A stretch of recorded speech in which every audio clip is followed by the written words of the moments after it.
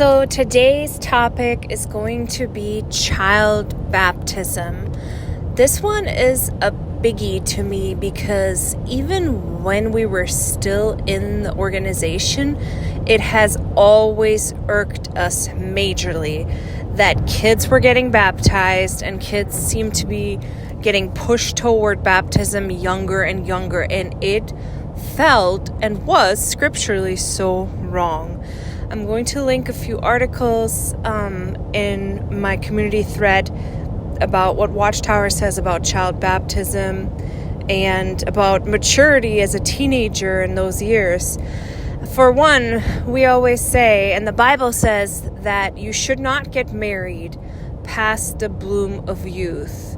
You should be past the bloom of youth when you get married.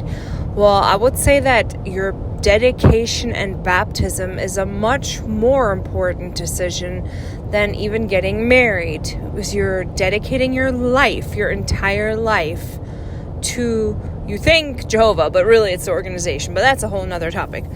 So how come with those things it applies that you need to be of age to understand the consequences, but then when it comes to baptism and you're 11 and you say, I want to get baptized, they see you as a little adult and baptize you? It just seems so wrong. So even when my mom was a little girl, she was at a convention and she saw who is now one of her best friends, but he was a kid at the time, getting baptized. And she was very upset by this. She said to her parents, there's a little boy getting baptized. What is this little kid? This little kid is getting baptized. So even back then, it just felt very, very wrong. And in our family, we would talk about this constantly, because if you take the Bible seriously, Jesus, the perfect man, was 30 years old when he dedicated his life to God as a 30-year-old. So if the perfect person who even as a child was in the temple and could argue the scriptures with the Pharisees, he knew everything and he was perfect and he is the role model for Christians, and yet we as imperfect people think it's okay that we can be so much younger than our example at 30 years old. That doesn't make any sense. And really, it just seemed like it is a contract that you sign for the rest of your life. And a child cannot even be aware of the consequences. Plus, if you get baptized as a preteen, you have not entered into the hard years yet at all. And Watchtower writes about that. Watchtower talks about how your child is so loving and sweet, and suddenly he turns into a teenager and you can't even recognize him anymore because he's rebelling. Watchtower has many, many articles on that, and it really contradicts itself when it presents teenagers as, kids that are kind of going through it and that they're more likely to make mistakes. And then to turn around and push these kids, pre-teens, to get baptized, to then bear the consequences of baptism as they enter the teenage years, which could result in disfellowshipping. And if you're one of those children that was disfellowshipped as a kid, please leave me a comment and talk about your experience, because I don't even think that this is talked about enough, but it definitely happens. I know people who were disfellowshipped as a minor, and I can't even believe how crazy that is. It is just unbelievable to me to shun a child, a developing child, and really, no matter how much they messed up, to forbid him to be with worldly kids in the formative years, but then also to forbid him, to prevent him to being with family and with his congregation friends, is just insane. And as a Jehovah's Witness, it is such a two-edged sword too, because now here was my family. They were a little different than all the other families in the congregation because they did not want me to get baptized as a kid. They were point blank against it. They felt like that was not a scriptural teaching that the organization did. They felt like it was wrong. And they would say that too. Like if my mom or my grandpa or someone, if they saw a kid get baptized, they would be like, that's wrong. That is messed up. But also as a kid, I didn't get baptized till I was 16. And I really think my family still thought I was like even too young then. But, at 16, they were like, okay. But my cousin got baptized at 14, and my grandpa was not happy about it because he felt like my cousin was way too young. But he tried to talk to his daughter and his son-in-law, my cousin's parents, and they did not want to hear it because it's such a privilege, or seen as such a privilege, when your child gets baptized. You feel like very honored as well. And for me in the congregation, so you're not really supposed to be with worldly people. So your pool of friends in the congregation is teeny tiny. If you're lucky, there's a few kids that you have. Now, if those kids are baptized and super spiritual, then you're kind of screwed in a way because their parents aren't going to want their super spiritual baptized kids to hang out with you who are still a kid because you're not exemplary and you're not baptized.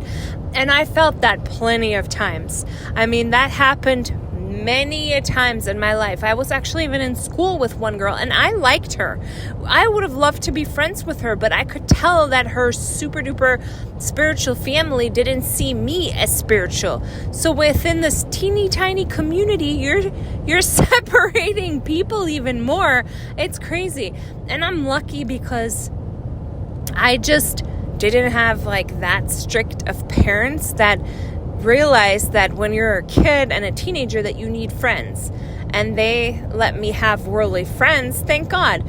And maybe we're so worried about, people are gonna, they're gonna affect you and you're gonna be worldly, and maybe I am.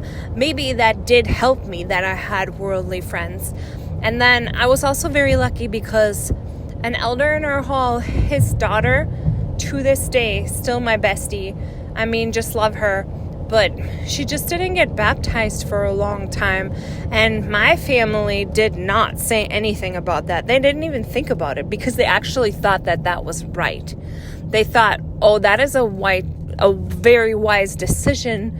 You should never push anybody to baptism.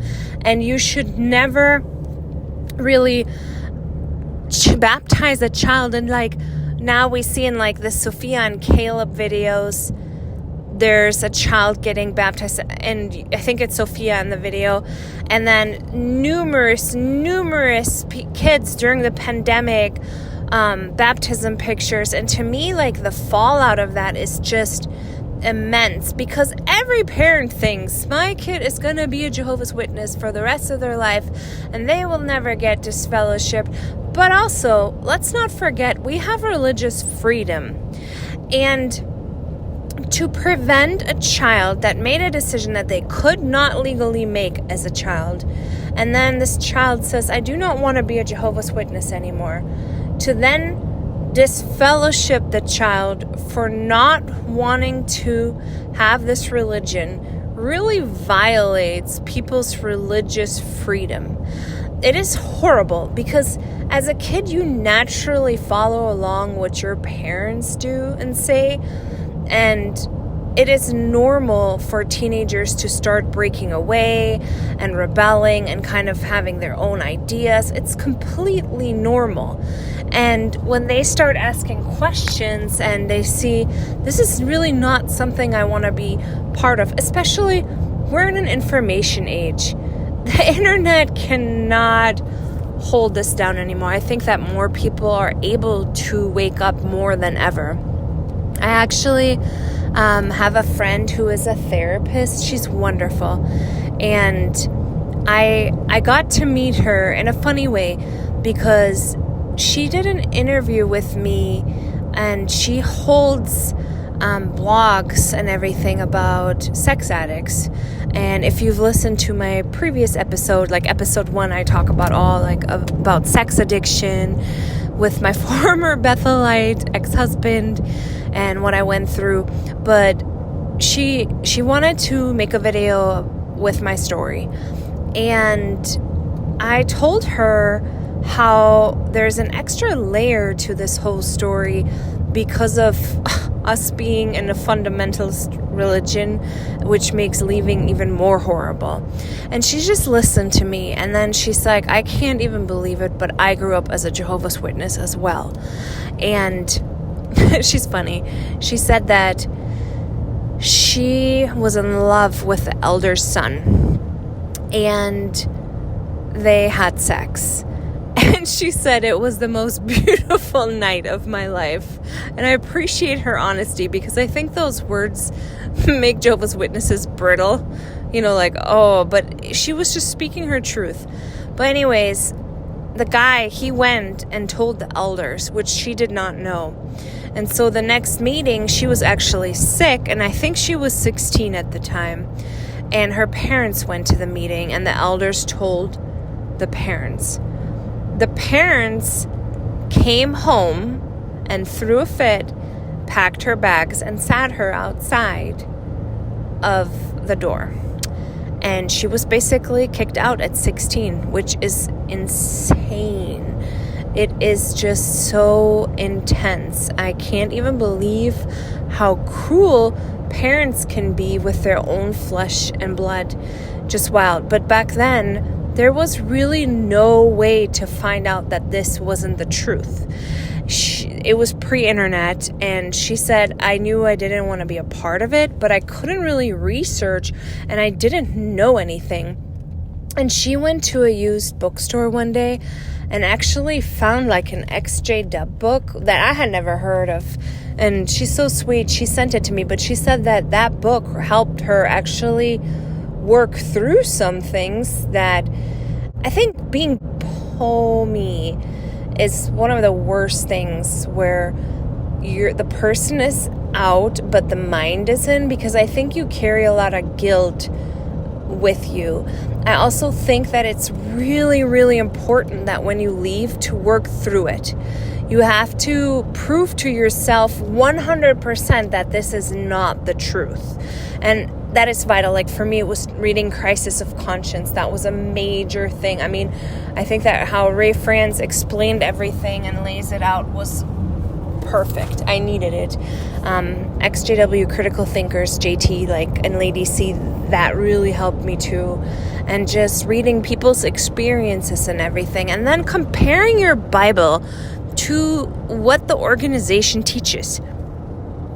And one of the big things is child baptism. The organization's teaching does not correlate with Bible teaching. When you look at the scriptures, when it talks about men and women were baptized, it never said children. I think it's the Inside book where it talks about baptism, and it says the early Christians did not baptize children. So what happened? Why do they do this unscriptural thing? And to me, I feel like there's a twofold. I think one fold is that cults don't recognize kids as kids. They recognize kids as adults who are responsible, who need to work as much as the adults do. Like Scientology does this. They don't even recognize kids as kids. And I really think the organization thinks that too, because what little compassion they have for children when they have to go in service, when they push the moms to be pioneer with the kids, it's all so cruel. And really, I had a friend who was kind of new, and I say truth because when I tell the stories, I tell them from a Jehovah's Witness perspective. Obviously, the truth is a lie, but I just say it for the story's purpose. But she was kind of newly baptized, and her husband was worldly.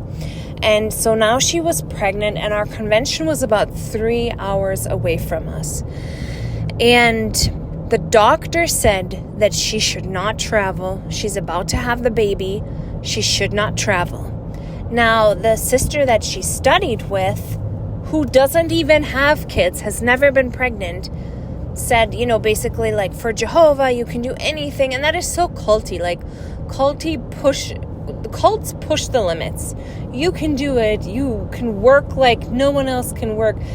And so she was kind of like stuck between a rock and a hard place, because her doctor was saying, don't travel, you're about to have this baby. But then your conscience is so groomed by the sisters who are studying with her, by the organization, like, you cannot miss a convention. So here, like, this baby isn't seen as like a newborn, but like already working for the cult. Like, mama, you're in the womb and you're about to be born. Doesn't matter, you still got to go to the convention.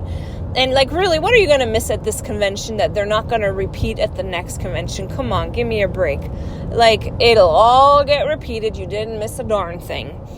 And so she was going through it. And I talked to her and I said to her, listen, Samuel's mom, Hannah, it says in the Bible how the whole family went to the convention. And as long as she nursed, Hannah did not travel with them, but stayed home with baby Samuel. So isn't that our example, that we don't need to push ourselves like that? And I said to her, it's nobody's business. Like, your husband is worldly. Your doctor said not to go. And Hannah stayed home. And Samuel, back then they nursed for years. So she probably missed like 4 years of conventions. And they turned out just fine. And guess what? She went, and because her husband was freaking out so much that she was going to this faraway convention, he went with her. And I just had to shake my head. But at the same time, I mean, I'm like mad at myself that I even went with kids to do all this, because like, I think one year we had the convention in June, and like my baby was born in June. So we went to a convention 2 months later. But still, like, you're at a convention with a newborn. I should have heeded my own advice. Like, forget this. Who cares if you stay home? But we're so groomed to like slave for Watchtower. And you can't even pay attention when you're there with all your kids. And it's so stressful. And I can't believe that we went. We went with a newborn, and it's just really hard. But saying all this to say that the cult does not recognize kids as kids. So I think that when they dedicate their whole life at 8 years old, 9 years old, that the cult doesn't see them as children. And I think the other side of it is that membership is just dwindling. And what better way to lock people in than when they're young and naive? Because when you're young, you can't make the truth your own. You believe what your parents believe. You can't sit down and critically think and research. You can't as a kid. So I think it's like, get them young, get them locked in, because we need members. And what a plight it is once you're baptized. Like, if I think of the kids who made it through and didn't end up getting baptized, and then didn't lose out on their families, didn't get shunned. Like, we had one sister, she was disfellowship for, I'm sure, sleeping with her boyfriend, and for the family, it was just heartbreaking. I want to say she was 17, 18. And then we had another girl in our congregation who never got baptized. So she kept going to meetings with her family and her baby out of wedlock. And everyone came and greeted her and was so friendly with her. And the family of the Shun girls was like, it's just so weird. They grew up together. They're the same. Like, they both did the same thing, but our girl's getting shunned. And this girl is being like, every time she makes it to the meeting, they're all like love bombing her, really, right? So we saw those things happening, and it felt really, really weird, because it felt like the people who ended up not getting baptized young were almost treated better. when they would show up to a meeting. And then I also saw what it does to families when a kid gets disfellowship, because I know people think like, oh, these parents are so cruel. And I'm sure some of them are cruel. But we had one friend, and she ended up getting disfellowship very young as well. And for her family, it was hell. The mom sobbed constantly because her daughter was disfellowshipped, and they were close. And it's easier said than done to be like, yeah, you should just keep your family ties up and you shouldn't shun your daughter, because the brainwashing is real. You really feel like you are sinning against your creator if you talk to your kid. That is a real belief. She was not being mean. She really believed that it wasn't going to do any good, and that she would only get her daughter back if she would shun her. But it killed the mom, and it killed the daughter. They were both so depressed all the time. And then the daughter, she went and got married and invited the parents to come to the wedding. And the mom was kind of back and forth, and she told my mom, I'm like, I don't know whether we should go or not. And my mom said, you should go, because that is your daughter and she's only going to get married once. Plus, Jehovah's Witnesses are constantly worried about their reputation. Oh, how is this going to be looked at? We have to have a good reputation. Well, you have a sucky reputation when you don't show up to your kid's wedding. You do not do yourself any favors when you're doing crazy stuff like that, because worldly people think that's crazy. And I've seen that several times where the family didn't show up because the daughter was disfellowshipped. Yeah, y'all look nuts. And it is like, just think with kindness and mercy and with grace. And when you have kindness and mercy and grace, then you act like a human and you do show up to your kid's wedding. And also, this is really a plea to not let kids get baptized. It's so serious. Don't do it. A person is an adult at 18. That is when they can make those decisions. And if they want to get baptized at 18, well, good luck. But I do really think that they should be 18. All right, everybody. That's it for today's episode. Hope you have a great day.